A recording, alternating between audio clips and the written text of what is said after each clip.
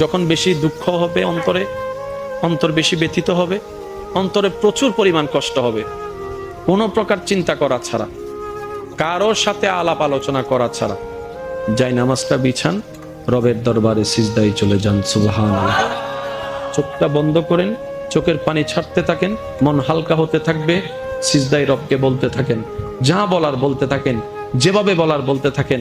মনে রাখবেন, আপনার সেই মনের বেতার ভাষা হতে পারে আপনার রক্ত বুঝবে না, আপনার ভালোবাসার মানুষ বুঝবে না, আপনার প্রিয় মানুষ বুঝবে না, কিন্তু আপনি যেভাবেই বলেন না কেন, আপনার প্রত্যেকটা শব্দ আপনার রব্বুল আলামিন বুঝবে। সুবহানাল্লাহ।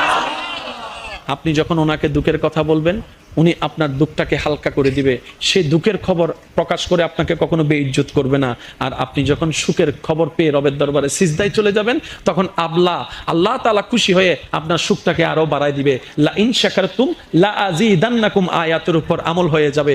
আপনি শুকরিয়া করতে থাকবেন, সুখটাকে বাড়তে থাকবেন, সুখের কথা বলতে থাকবেন, রব্বুল আলামিন দেখে দেখে আপনার সুখও বাড়ায় দিবে, শান্তিও বাড়ায় দিবে।